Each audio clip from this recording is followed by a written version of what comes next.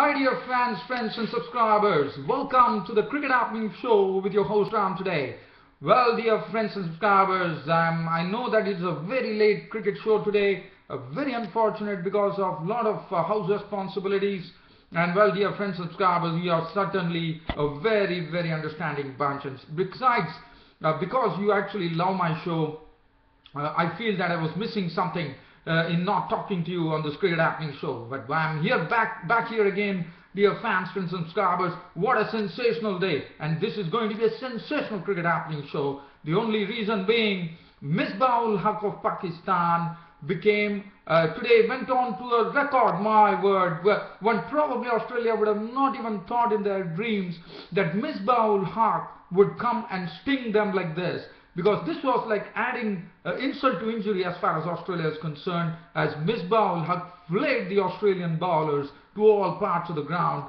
In not only first actually broke the now Misbah-ul-Haq of the Pakistan holds the record for the fastest 50 ever in Test cricket, and that was made in just 21 deliveries. He obliterated the record of the former great batsman Jack Scalise of South Africa. And not only that, after that what he did was something, a record which has stood in the name of the great Sir Isaac Vivian Alexander Richards, who actually scored a scorching century of 56 balls against the English cricket team. Today, that record, after 28 years, there is somebody who has gone on to actually go and equal that world record of a century of 28 balls, century of 56 balls, and that was done by none other than the Pakistani captain Misbah-ul-Haq. What a wonderful innings! I mean, this was a great record for Misbah-ul-Haq, and let me tell you, it looks like Pakistan can do no wrong in this Test series.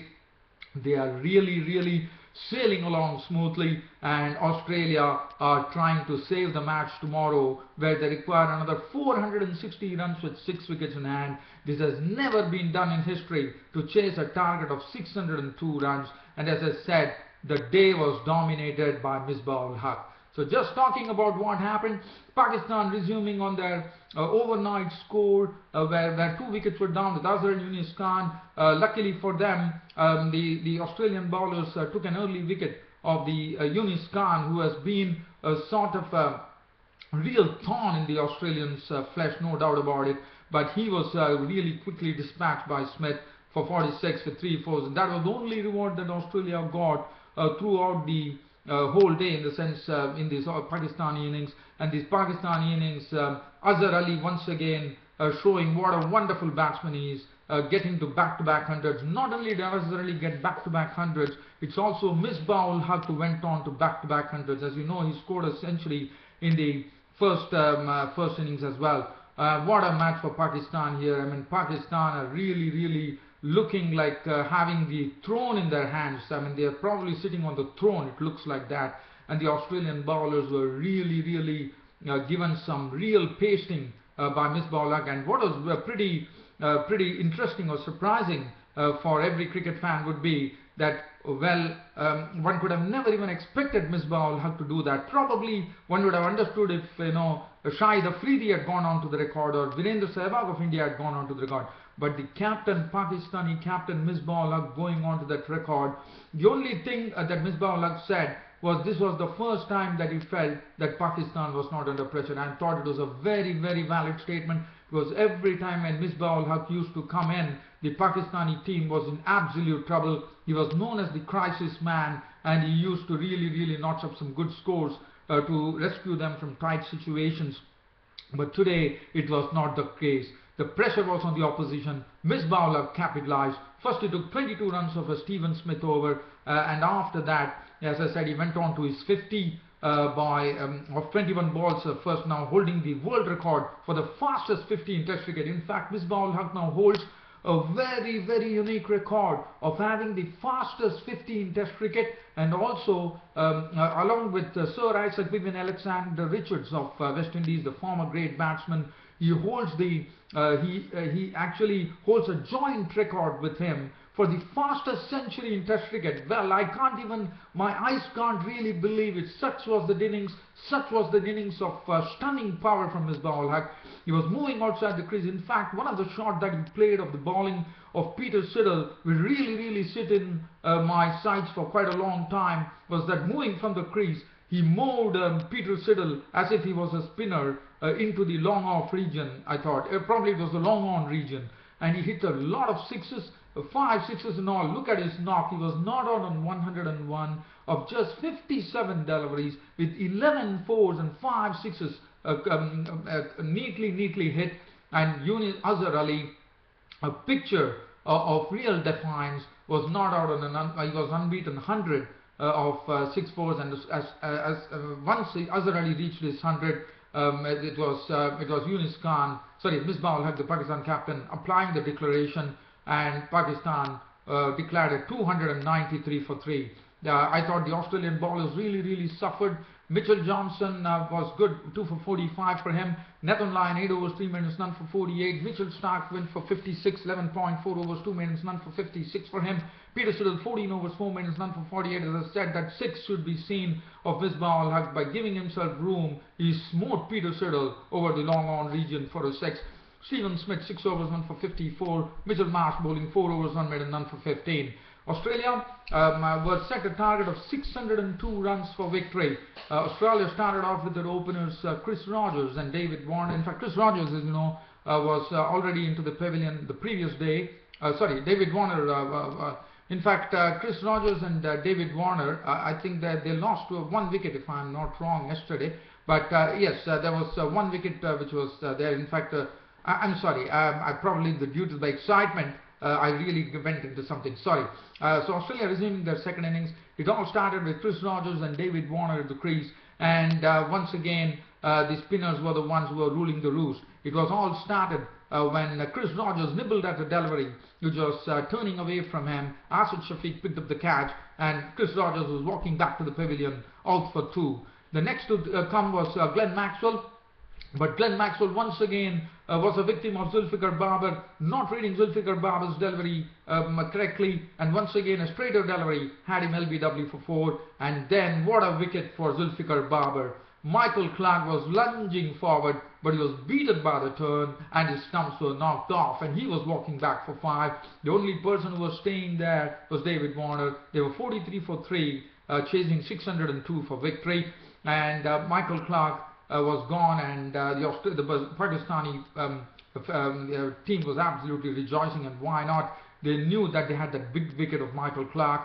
Chris Rogers was there. Chris Rogers was gone, so David Warner was there. He was actually stroking the ball well, and he was joined by Stephen Smith. And then there was a bit of I would say, some sanity to proceedings as far as Australia is concerned, because it was David Warner and Stephen Smith putting on a partnership, which yielded 57 runs, with Stephen Smith really showing some tight defense there, dealing with the spinners very well, meeting the ball well, and David Warner, after doing all the hard work, after making 58 runs, was a victim, as Mohammad Hafiz had got him caught by Yasir Shah, and suddenly these Australian innings were 101 for 4, and finally one probably thought that Pakistan would be able to wrap up things.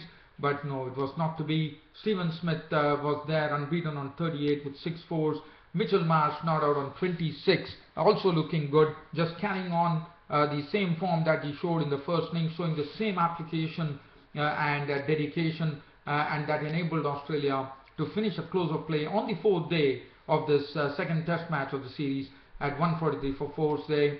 So Australia still required 460 runs to actually win this match, which is a near impossibility. They still have Brad Adines, who is injured, and so absolutely, I think it's all over. It's just a mere formality tomorrow at the Abu Dhabi cricket ground at the Sheikh Zayed Cricket Stadium, where Pakistan would be making history. After a gap of 20 years, they would have gone on to a test series win over Australia, and what a proud moment. I mean, I would say records have tumbled like glasses, or what could you call? I mean, records have tumbled like anything.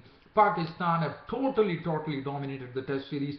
It's for the Australians to go back to the drawing board now. Now let's have a look at the bowling. Well, the bowling, Rahat Ali 5 overs, 4 maidens, 1 run and no wicket. Imran Khan 5 overs, 1 maiden, none for 13. Mohammad Hafiz 12 overs, 1 maiden, 1 for 33. But the record-in-chief was Zulfikar Babar, once again confounding the Australians with his turn and his guides. He had 17 overs, 1 maiden, 3 for 65. Yasir Shah 8 overs, no maiden, none for 21. Azhar Ali bowled 1 over for 1 run. And let me tell you, Australia are really, it's all over for Australia. And as I said, Pakistan are going to do a clean sweep of the Test series. Not only that, after a gap of 20 years, and what a proud moment for Pakistan. I mean, they have really, I don't know, they have grown by leaps and bounds, and they have really surprised everybody with their tremendous. I mean, what has been good about is the team spirit, the batting, bowling, fielding, every department has come to the fore. And well, I can only salute Misbah-ul-Haq for playing such a stunning innings, and what an exhibition of batting here at the Sheikh Zayed Stadium in Abu Dhabi, where I'm sure the Abu Dhabi crowd would have got their value for money. My word, I thought I should be been there at the Sheikh Zayed Stadium in Abu Dhabi to actually recount these developments. What wonderful stuff coming in from the Pakistani captain Misbah-ul-Haq. Just I would say, take a bow, Misbah-ul-Haq, the Pakistani captain, such a cool captain, such a successful captain, cool as a cucumber. And Misbah-ul-Haq now holds the record for the fastest 15 Test cricket of 21 balls, and also holds the joint world record for the fastest century in Test matches, along with Sir Isaac Vivian Alexander Richards of the West Indies, one of the great batsmen of those history years. And in 28 years, this record has been held by Sir Isaac Vivian Alexander Richards. And after 28 years, the Pakistani captain Misbah-ul-Haq, who would have definitely surprised lots of cricket fans all over the world with his splendid hitting, actually now holds the joint record for the fastest century in Test cricket of 56 balls, along with the great Viv Richards. Well, so now, since, as I said, I just wanted to talk about Misbah-ul-Haq, this Cricket Happening show is all about Misbah-ul-Haq of Pakistan today. But it's all over now. Now I'm going to talk to you in a brief manner about the Sri Lanka-India, the first one-day international that took place at Barabati Stadium. So it's going to be pretty brief. India were the ones who batted first. India dominated totally. They had an opening stand from Ajinkya Rahane and Shikhar Dhawan of 231 runs for the first wicket. So that was a great start for India as far as the one-day series was concerned. Today was the first one-day international, which was played at the Barabati Stadium here in Cuttack, and Ajinkya Rahane and Dhawan matched each other stroke for stroke. They definitely had their moments. Initially, there was a debut for the right arm pace bowler Gamage, and Gamage, I thought he bowled very well, bowled right areas. In fact, he started his international career with a maiden over, and Ajinkya Rahane and Shikhar Dhawan were kept pretty quiet for the first 10 overs. And even for 20 overs, India were just 90 runs for no loss. But after that, Rahane and Dhawan matching either stroke for stroke, moving down the wicket, adjusting their legs. I mean, they were really giving a good tonking to the Sri Lankan bowling, and they were the ones who actually raised the partnership of 231 runs for the first wicket, with Ajinkya Rahane contributing 111 with 13 fours and 2 sixes to take man of the match. Shikhar Dhawan contributing 113 of 107 balls with 14 fours and 3 sixes, and then contributions coming in from Suresh Raina, 52 of 34 balls with 4 fours and 3 sixes. Virat Kohli, the captain, 22 of 21 balls with 2 fours. Raidu making 27 of 20 with 3 fours, and then Akshar Patel pasting it in to take this Indian total to 363 by really what shots they were. I mean, Akshar Patel, he's such a great talent to emerge for India, because what he did is he actually hit Dhamika Prasad for 2 consecutive sixes. What sixes they were! Just moved out of the crease and just I would say he just slapped them over the fence, and 2 sixes. He was not out on 14 of just 5 deliveries with 2 sixes to take Indian total onto 363 for 5 after 50 overs. The bowling figures, Dhamika Prasad was the one who really had to suffer a lot at the Indian batsmen. 9 overs, no maiden, none for 60. Gamage on his debut, 9 overs, 1 for 59 for him. Matthews, 4 overs, none for 33.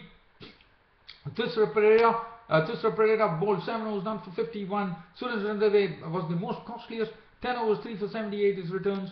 Sakubge Prasanna bowled 6 overs for 47. Dilshan bowled 3 overs for 19. Priyanjan bowling 2 overs, no maiden, 1 for 11. As far as Sri Lanka were concerned, they definitely were no match for India, and there's nothing to really talk because it was all a very good exhibition of bowling. In fact, Umesh Yadav was bowling in the right areas. Varun Arun was notching up his pace. In fact, he was going at 145 k's. It was very sad that Varun Arun was out of the match with an injury into his leg.